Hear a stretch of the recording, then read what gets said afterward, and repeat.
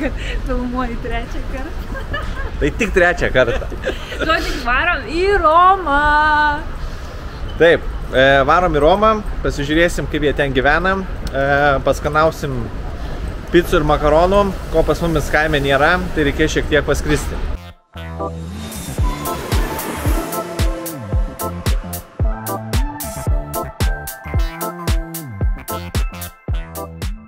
Tolumoje matom, jau prasidėjo laipinimas į lėktuvą. Evelina iš praeito skrydžio pastebėjo, aš jau senai neskridau, nežinojau, kad yra. Kad Rainiaus aplikacijoje rodo, kiek jau įlipo ir kiek jau procentų susilaipino, kada jau čia tau reikia bėgti, o kada dar ne. Boarding now, 20% jau sušoko. Puikiai. Einame jau į lėktuvą, viskas praėjo sklandžiai.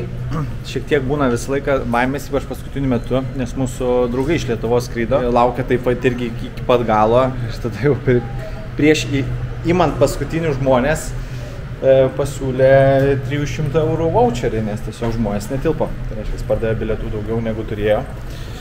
Tai čia būna pakankamai dažnai, tai visą laiką toks būna nerimukas. Ar tikrai tilpsim?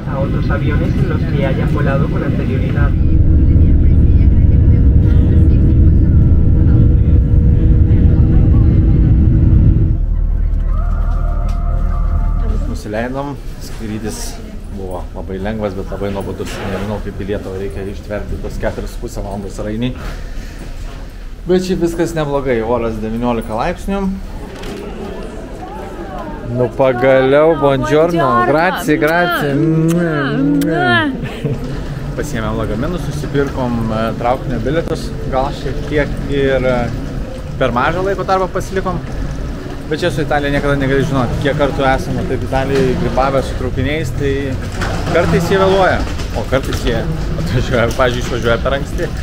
Pasiekėm viskas laiku, viskas spėjom, super. Ten yra kitas Leonardo Expressas, jisai važiuoja per 30 minučių, šitas važiuoja valandą, bet išlaipina anksčiau, tai mums ekonomiškai laiku gaunasi geriau.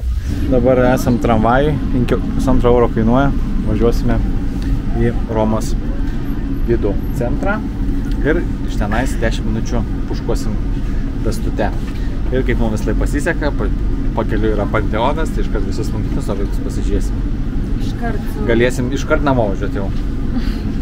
Ne, negalėsim. Atvažiavom jau į patį centrą ir iš centro judėsime pėstute 11 minučių iki savo Airbnb. Atrodo viskas neblogai, šiaip nemažai šiukšlyno, nemažai bardako, nemažai bomžų, bet gal čia dar tik tai, kadangi ne centro važiavom, tai gal dar čia per anksti vertinti.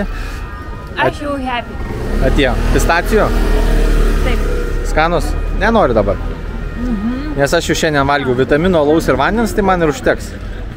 Man dar gelato.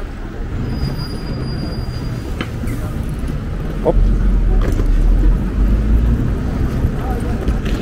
Einam kaip ir centre, bet ne centre. Bažnytėlės kaip ir priklauso Italijai. Paprastos architektūros, nieko labai pompastiško. Eidami link savo taško pagrindinio, matėm ir daugiau žmogeliukų. Kas jau ir simbolizuoja, kad turime jau kažkokį tai su mega lankytiną objektą. Tas lankytinas objektas yra dievų šventikla, Panteonas. Taip atrodo cilindrinis pastatas. Didelės eilės, tai mes jau šiandien čia turbūt į jį neisim, bet kitą dieną, kai eisim, tai būtinai ir papasakosim apie ką tenais viduje yra. Man Roma nėra įdomus miestas kaip miestas, kažkoks šiuolaikinis. Šiaip tikrai iki jo nebūčiau važiavęs ir čia jo žiūrėti. Bet kas žavi, tai yra Romos imperija. Romos imperijos palikimas yra svarbiausia, ką reikia pamatyti per šitas dienas.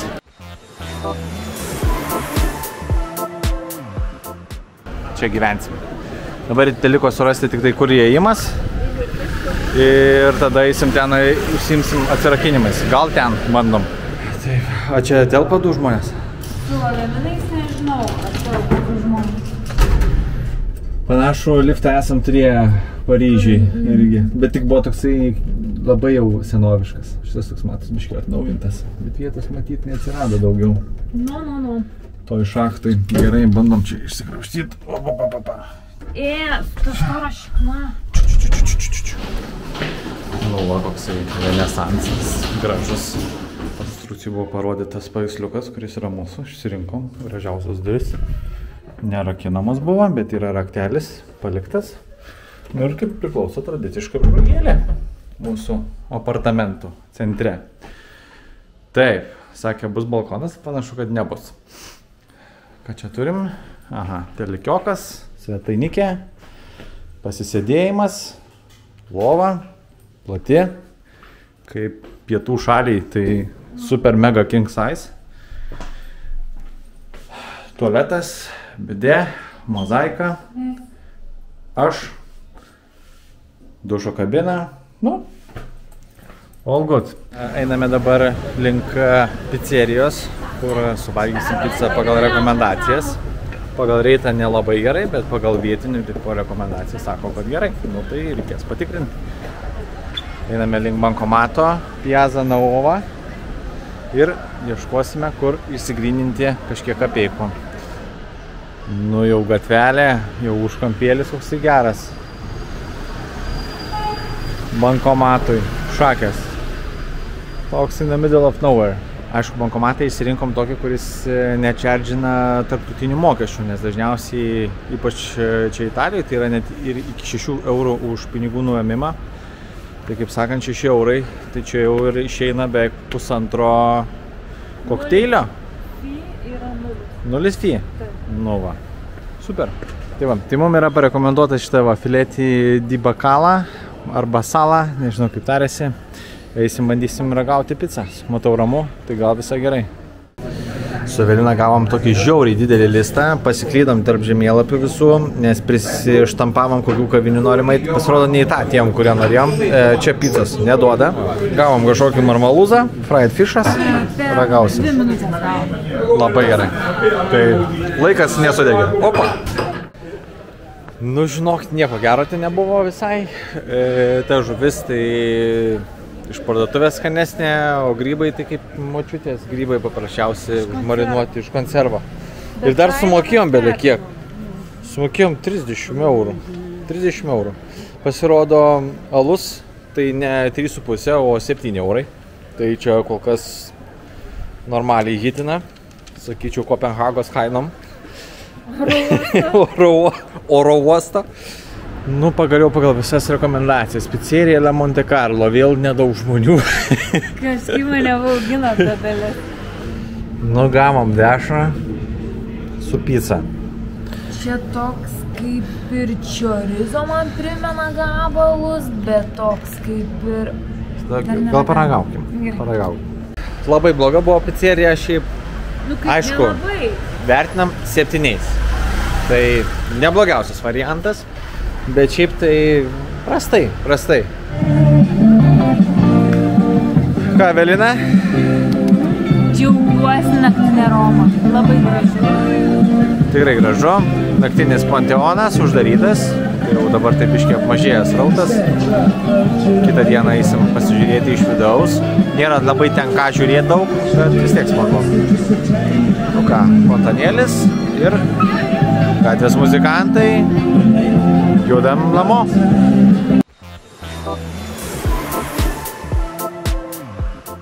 Labas rytelis, atsikėlėm. Su Evelina. Atėjome pusryčių. Šiaip kėlėme 7 ryto, nes turime anksti būti Vatikane. 9:30 turime turą.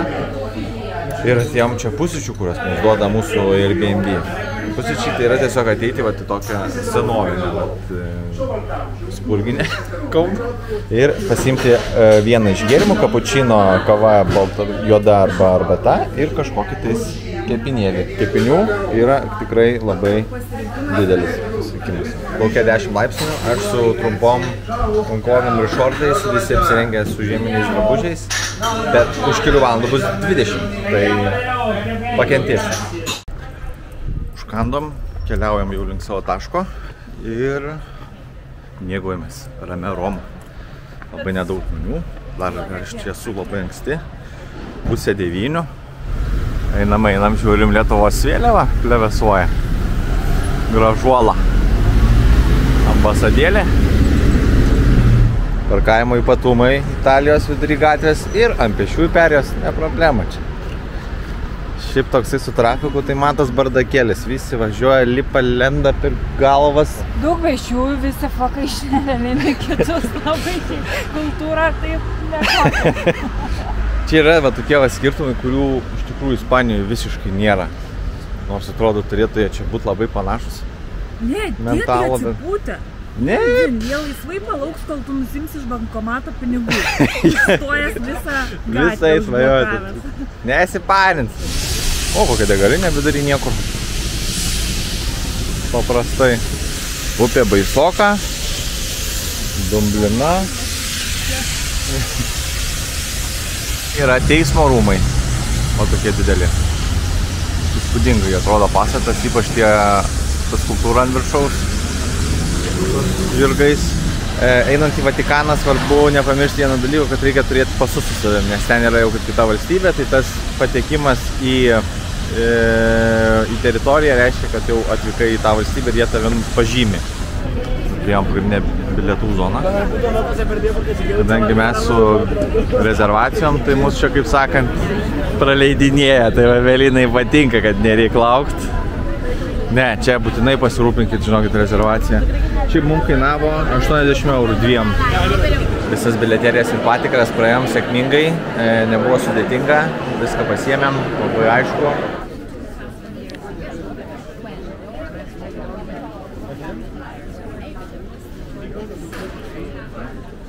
Iš esmės leidžia viską filmuoti ir fotografuoti, tai jeigu vyksit, tai tikrai galėsit drąsiai mėgautis, tik tai bazilikoje pagrindiniai negalima to daryti.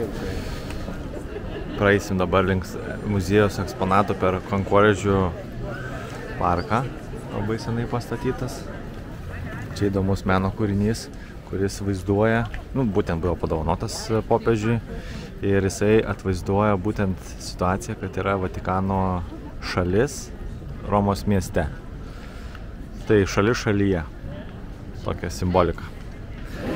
Tai praėjom pagrindinę pirmąją iš tikrųjų zoną, kurioje yra labai daug išdėliotų struktūrų, pasakoja labai daug istorijos, įsivaizdavome kokio jinai dydžio. Čia dabar einam per seniausią Vatikano pastato dalį. Perėmė Vatikano parkelį su daug vonių ir eksponatų fenomenių. Pasakoja apie Vatikano privačią kolekciją. Čia būtent yra gyvūnai, mitiniai gyvūnai, visokie. Toliau tai pagrindė skulptūros. Eisim gilin, žiūrėsim, ką dar mums parodys. Šiaip visai gražios skulptūros, verta pamatyti. Vaikštant toliau, pasakoja apie visas skulptūras sukauptas Vatikane. Čia yra Heraklio skulptūra, vienintelė bronzinė, įdomu tokia. Laiko liūto odą. Ir tokiam pastate, kuris pastatytas inspirintas Panteono. Dar kas man irgi patiko labai, tai visi šitie raštai tai nenutapyta, o čia iš mažų plytelių. Tokia mozaika padaryta.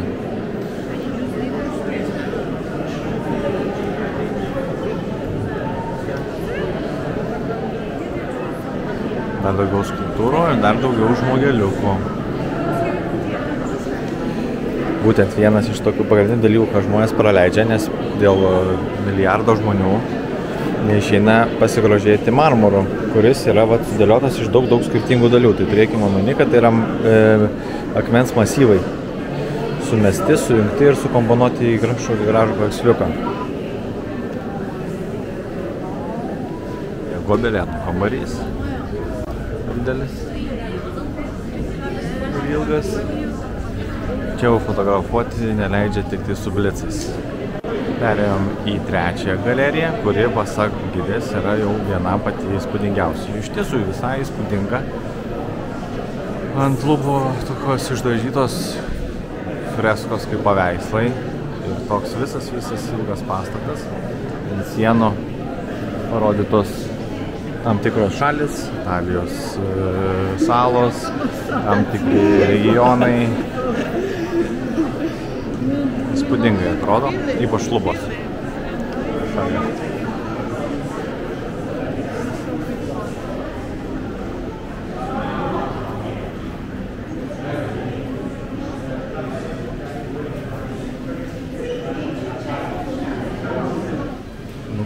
matau paskutinis kambarys su Michelangelo darbais.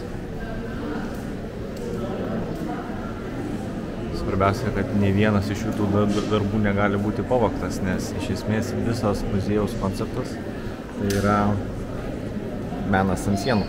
Jis mus gidė jau leido savarankiškai pereiti galerijas, pasižiūrėti dar likusius darbus, likusius kambarius. Visi maždaug yra tokie vienodi, tai visų tikrai nefilmuosim, nes ir jums gal bus nelabai įdomu štisai žiūrėti.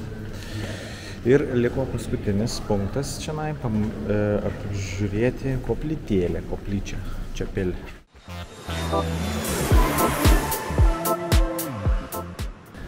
Tai tame kambaryje, toj koplyčioj, ten yra veikiantis kambarys, realus, jisai tau atlieka funkciją susirinkti vyriausiems Vatikano, kaip čia pasakyti, valdovams, kardinolai va. Ir jie tenai susėda ir renka sekantį popiežių. Ir tada įvyksta ceremonija, kurios metu perduoda raktą simbolišką. O tą raktą kažkada pirmam popiežiui perdavė Kristus. Tai čia yra kaip galios ir valdžios simbolis, tas rakčiukas. Pabaigiam savo vizitą Vatikano muziejui. Bendrai paėmus tikrai verta daryti, labai yra ką pažiūrėti. Šiaip dėl istorijos, dėl supratimo. Čia dar tokie yra laiptai, yra dar ir kiti pagrindiniai Vatikano laiptai, kuriuos reikia pirkti šiaip atskirą bilietą. Šitie nemokami. Išėjimo iš muziejaus laiptai. Išėjus, matom, kad eilės niekur nedingo. Aš noriu nueiti nuo žmonių, kur nors atakiau. Laukiančių yra antiek daug vis dar ir ta eilė yra bele kokio ilgio. Atlaukti čia eilėj porą valandų ir ten 3 valandas prasivaikščioti. Aš jums sakau. Priartėjom jau Petro aikštę. Čia daug matosi patikros punktų, kai vyksta renginys. Atitinkamai matyt visus tikrina, kad patektų. Dabar viskas yra atvira, turėtų būti nemokamas patekimas ir į baziliką pačią. Pasiaiškinom, kad čia į baziliką įėjimas yra nemokamas, bet jam reikalingos ir visos patikros ir visa kita. Tai eilė prasideda taip. Ir eina. Tai žinokit, nežiūrėsim bazilikos vidaus. Soriukas. Labai gaila laiko. Paliksim kitiems, kas gal iš anksčiau ateina. Šiaip įspūdinga aikštė, tikrai čia kažkoks renginys turėtų vykti arba vyko, arba vyks, kaip ir sakiau. Gražiai atrodo, labai taip įspūdingai. Pastatas superinis. Pagrindinis monumentas. Ir 12 valandos varpai. Labai didingai atrodo. Įveikėm visus sunkumus patekti, pereiti į Pryto rajoną, kuriame buvom nuplanavę, kad papietausim. Jau nebežiūrim ten tas rekomendacijas, kurios mus labiau nuvelia. Tai liekam su ta rekomendacija, žiūrėkit Google pagal aktualijas, nes jeigu nusišūdins, tai reiškia, bus blogas reitas ir tikrai neverta eiti. Jeigu laikosi gerai, tai reiškia, daug žmonių gerai vertina. Nu va, atnešė mūsų pietus, carbonara. Labai norėjau paragauti Italijai, nes padažas carbonaros darosi pakankamai sudėtingai. Čia karpačio, tai su padažiukais irgi tokia velina neblogai, visai valgoma. Keliaujame link parko. Ir dabar yra 2 valanda, kas reiškia, kad iš esmės yra stiprus piko metas.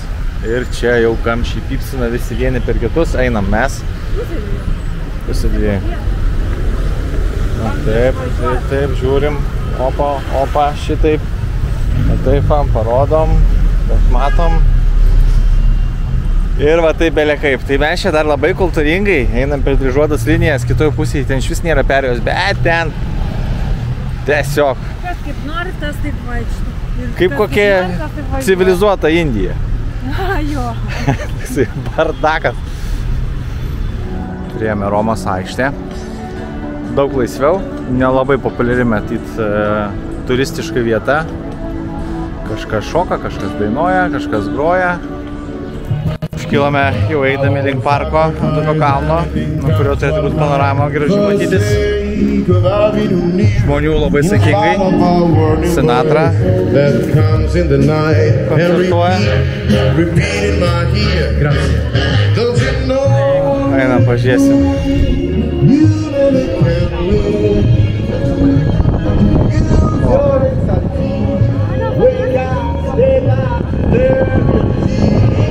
Sėdam parkelį, kavos atsigerti. Užsisakėm espresiuko, porą šaukštų. Į pirmą kartą prieš kokią, turbūt 10 metų varėm į Italiją ir norėjom tiesiog kavos. Tai mus labai šokiruodavo tokie dydžiai. Ir kai sakydom, kad ne, daugiau norim kavos, tai tiesiog vietoj 2 šaukštų 4 šaukštus tada kavos įdėdavo. Bet dabar jau įpratom. Dabar tai atrodo normalu. Žyguojam toliau, parko pagrindinė aikštė. Nuotraukose buvo tokia labiau smėlinga, kaip koks ringas. Dabar panašu, kad sprendė žuolį išsiet. Žalia. Fainai.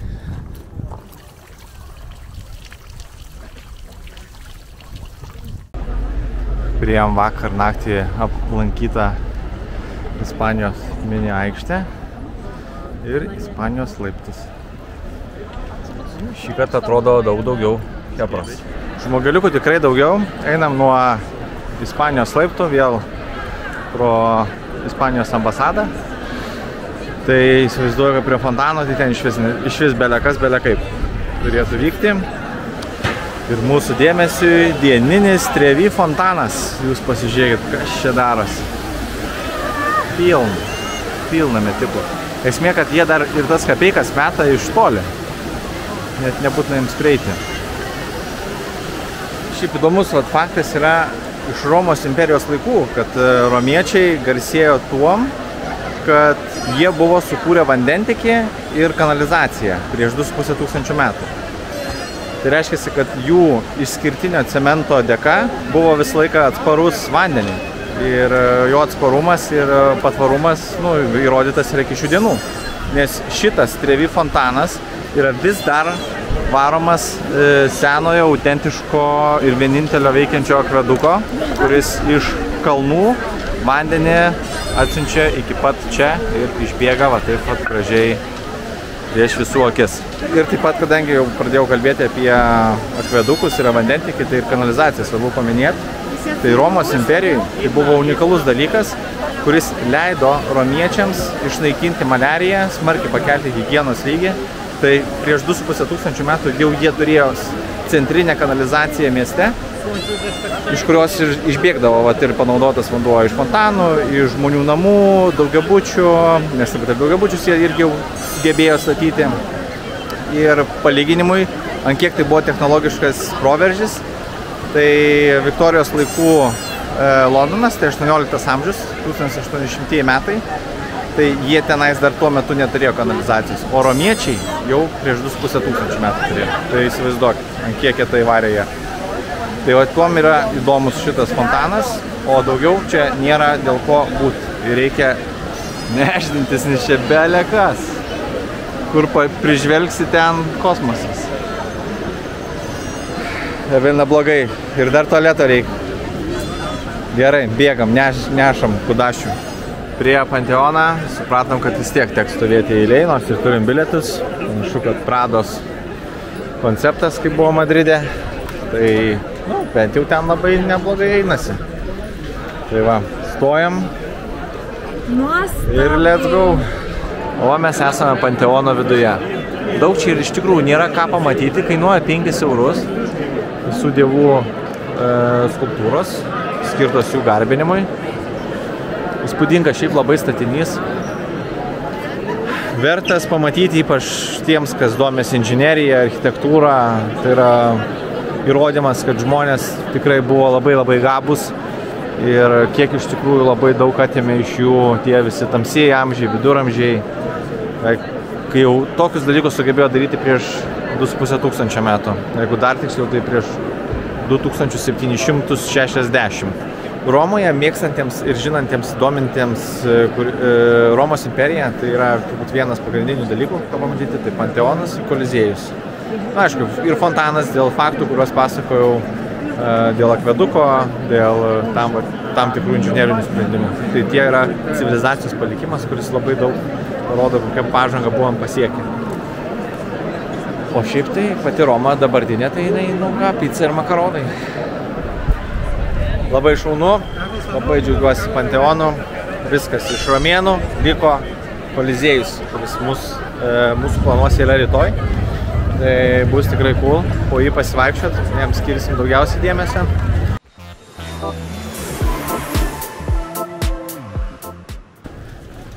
Pavalgiam, pailsėjom, buvom namuose biškiai, ištiesim kojeles, truputėlį pailsinam, nepadėjo, bent jau už to, ką jaučiu kojose.